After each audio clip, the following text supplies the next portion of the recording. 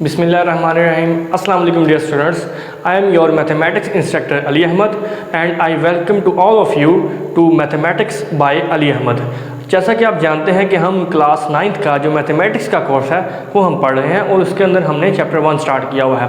आज हम एक्सरसाइज 1.4 का क्वेश्चन नंबर 6 जो कि लास्ट क्वेश्चन है वो हम सॉल्व करेंगे। तो आइए स्टार्ट करते हैं। क्वेश्चन नंबर 6 की जो स्टेटमेंट है वो कुछ इस तरह से है कि for the matrices A B and C, तीन मैट्रिसेस जो हैं वो हमारे पास गिवन है। Then verify that, first part इसका है ए बी का transpose equals to B transpose into A transpose. तो पहले हम ए पार्ट जो है वो हम सॉल्व करते हैं। ए पार्ट में हमने क्या करना है, ए बी का transpose equals to B transpose A transpose. लें जी, ये हमने प्रूव करना है। तो सबसे पहले मैं क्या करूँगा, इसकी लेफ्ट हैंड साइड ले लूँगा। लेफ्ट हैंड साइड क्या है जी, ए बी होल का ट्रांसपोज। तो जैसा कि आप देख सकते हैं कि मुझे ए बी का ट्रांसपोज चाहिए, तो इससे पहले मैं क्या करूँगा, ए और बी का प्रोडक्ट फाइंड करूँगा, देन हम उसका ट्रांसपोज ले लेंगे तो वो हमारी लेफ्ट हैंड साइड बन जाएगी। तो सबसे पहले मैं ए और बी का प्रोडक्ट फाइंड करता हूँ। ए की मैट्रिक्स क्या है जी हमारे पास, -1 2 3 0, और जो बी की मैट्रिक्स है वो हमारे पास है 1 -3 2 -5। ठीक हो गया। अब हम इन दोनों को मल्टीप्लाई करते हैं। इसकी पहली रो, इसका पहला कॉलम -1 × 1 +3 × -3। ठीक हो गया। इसी तरह से अब पहली रो दूसरा कॉलम, नहीं जी, -1 × 2 +3 × -5। ठीक हो गया। इसी तरह से अब दूसरी रो पहला कॉलम 2 × 1 +0 × -3। सिमिलरली दूसरी रो दूसरा कॉलम 2 × 2 +0 × -5। लेंगे। ठीक हो गया। अब हम इसको आगे मज़ीद सिंप्लीफाई करते हैं। ये हमारे पास आएगा -1 -9 -2 -15 2 + 0 4 + 0। ले जी, अब हम इसको लास्ट स्टेप में सॉल्व करते हैं। -10 2 -17 4।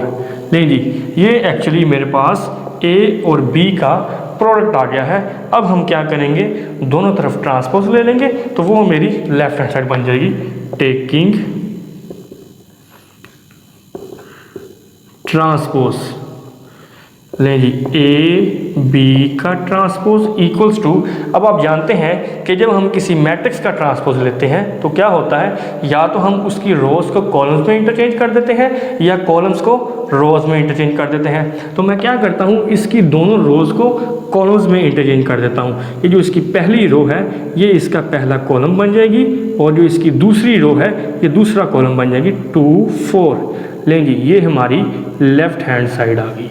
ठीक हो गया। अब राइट हैंड साइड क्या कहती है, B transpose into A transpose. तो एक्चुअली हमें क्या चाहिए, हमें बी का भी ट्रांसपोज चाहिए और ए का भी ट्रांसपोज चाहिए। मैं पहले दोनों मैट्रिसेस जो गिवन है उनका ट्रांसपोज फाइंड करूंगा और फिर इन दोनों का प्रोडक्ट फाइंड करूंगा। सबसे पहले मैं बी का ट्रांसपोज अगर फाइंड करूं यूजिंग दिस मैट्रिक्स बी, तो B transpose is equal to क्या होगा, हम इनकी रोज को कॉलम्स में चेंज कर देंगे। जो इसकी पहली रो है ये पहला कॉलम बन जाएगी और जो दूसरी रो है ये दूसरा कॉलम बन जाएगी -3 -5। ठीक हो गया जी। अब जो दूसरी चीज़ हमें चाहिए वो है ए का ट्रांसपोज। ए की मैट्रिक्स ये पड़ी हुई है, हम अब ए का ट्रांसपोज फाइंड करते हैं। ए ट्रांसपोज क्या होगा, पहली रो पहला कॉलम बन जाएगी और जो दूसरी रो है ये दूसरा कॉलम बन जाएगी। ले जी, ये हमारे पास दोनों मैट्रिसेस के ट्रांसपोज आ चुके हैं। अब हम इनको मल्टीप्लाई करते हैं। मल्टीप्लाई किस तरह से करना है, बी ट्रांसपोज पहले रखना है और ए ट्रांसपोज बाद में। ले जी, बी ट्रांसपोज की मैट्रिक्स क्या है, 1 2 -3 -5 एंड ए ट्रांसपोज -1 3 2 0। ठीक हो गया जी। अब हम इन दोनों मैट्रिसेस का प्रोडक्ट फाइंड करते हैं। पहली रो पहला कॉलम, ले जी, 1 × -1 + -3 × 3। ठीक हो गया। अब पहली रो दूसरा कॉलम 1 × 2 -3 इंटू 0। ठीक हो गया। इसी तरह से अब दूसरी रो पहला कॉलम 2 इंटू -1 प्लस -5 इंटू 3। दूसरी रो दूसरा कॉलम 2 इंटू 2 प्लस -5 इंटू 0। ठीक हो गया। अब हम आगे इसको मज़ीद सिंप्लीफाई करते हैं। -1 -9 -2 -15 प्लस 2 प्लस 0 4 माइनस प्लस 0। ठीक हो गया जी। अब हम इसको जब सॉल्व करेंगे तो ये मेरे पास आएगा -10 2 -17 4। लेकिन ये हमारे पास आ गई है राइट हैंड साइड। तो आप देख सकते हैं कि लेफ्ट हैंड साइड और राइट हैंड साइड दोनों सेम आई हैं। तो हम फिर ये कह सकते हैं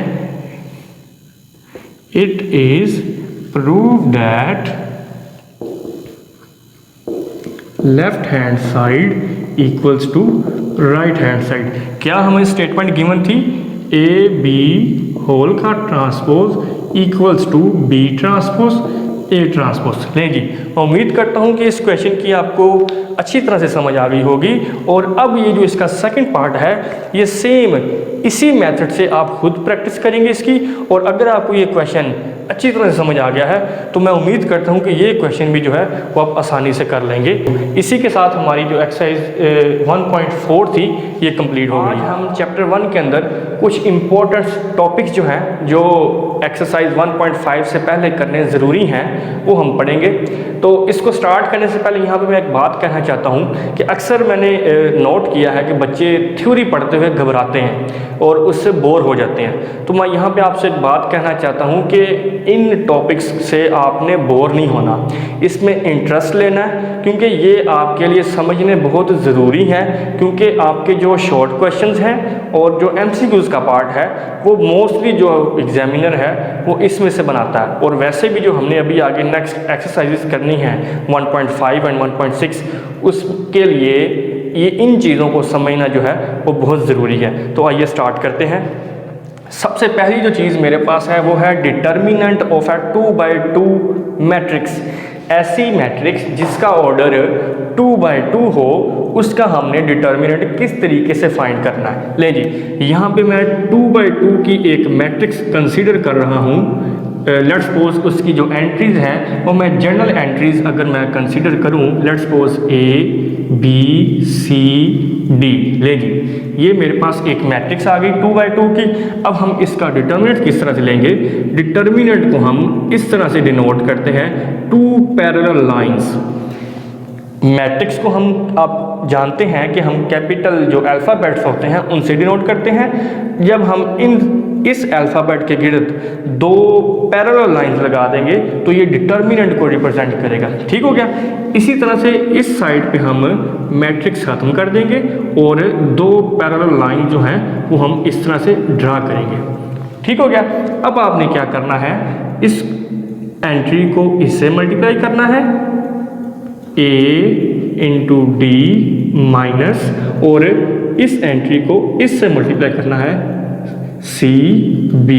ले जी, A D minus C B।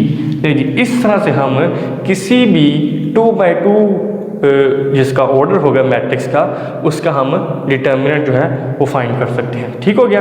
अब नेक्स्ट जो टॉपिक है मेरे पास वो है singular and non singular matrix. ये बहुत ही इम्पोर्टेंट शॉर्ट क्वेश्चन है। शॉर्ट क्वेश्चन जो है वो अक्सर ये आ जाता है कि differentiate between singular and non singular matrix.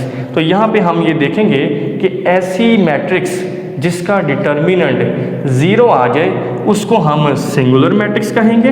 If A determinant equal to 0 इसको हम सिंगुलर का नाम देंगे। ठीक हो गया जी। और इसी तरह से अगर एक ऐसी मैट्रिक्स है जिसका डिटर्मिनेंट 0 नहीं आता, 0 के अलावा कुछ भी आ जाए आपके पास नंबर, तो उसको हम नॉन सिंगुलर मैट्रिक्स का नाम देते हैं। ले जी, ठीक हो गया।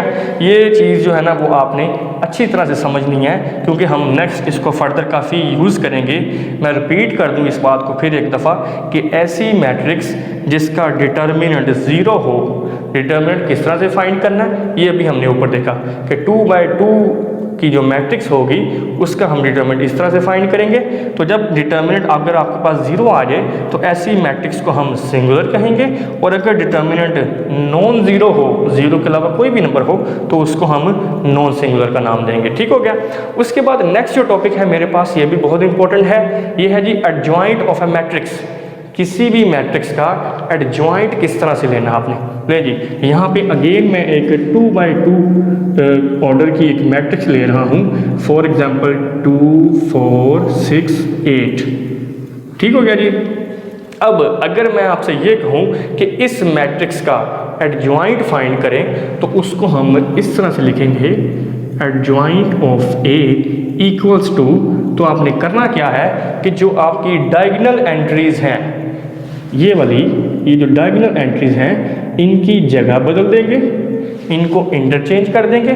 2 8 की प्लेस पे आ जाएगा, 8 2 की जगह पे चला जाएगा। ठीक हो गया।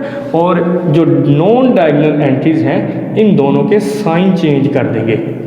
ये चूंकि दोनों पॉजिटिव हैं तो दोनों नेगेटिव हो जाएंगे। होगा क्या कि अगर यहाँ पे कोई नेगेटिव नंबर होता तो वो पॉजिटिव हो जाना था। मैं रिपीट कर रहा हूँ इस बात को कि डायगोनल एंट्रीज की जगह बदलनी है आपने, ठीक है, और जो नॉन डायगोनल एंट्रीज हैं उनके साइन चेंज करने हैं। इस तरह से आप 2x2 मैट्रिक्स कोई भी हो उसका आप एडजॉइंट फाइंड कर सकते हैं। ठीक हो गया। ले जी, उसके बाद जो नेक्स्ट टॉपिक है वो है multiplicative inverse of a non singular matrix. Multiplicative inverse क्या होता है? ऐसा नंबर जिसको किसी दूसरे नंबर से मल्टीप्लाई करें और आंसर हमारे पास 1 आ जाए, तो देन हम ये कह सकते हैं these two numbers are multiplicative inverse of each other. क्योंकि 1 हमारे पास एक ऐसा नंबर है जिसको हम मल्टीप्लिकेटिव आइडेंटिटी का नाम देते हैं। ठीक हो गया। अब multiplicative inverse of a non singular matrix से क्या मुराद है? फर्ज करें मेरे पास यहाँ पे 2 मैट्रिसेस हैं, A and B are 2 matrices. ठीक हो गया जी। For example A into B. फर्ज करें ए को जब मैं बी से मल्टीप्लाई करता हूँ इन दोनों मैट्रिसेस को, तो मेरे पास जो रिजल्ट आता है वो आता है एक आइडेंटिटी मैट्रिक्स। ठीक हो गया। क्योंकि जो मैट्रिसेस के अंदर जो मल्टीप्लिकेटिव आइडेंटिटी है वो हमारी आइडेंटिटी मैट्रिक्स है, जो हम ऑलरेडी पहले पढ़ चुके हैं, 1 0 0 1। This is multiplicative identity of matrices. इसी तरह से अगर आप बी को लेफ्ट साइड पर रख के ए को राइट साइड पर रखें, अगर इन दोनों का प्रोडक्ट आइडेंटिटी आएगा तो देन मैं ये कह सकता हूँ कि A and B are both multiplicative inverse of each other. ठीक हो गया।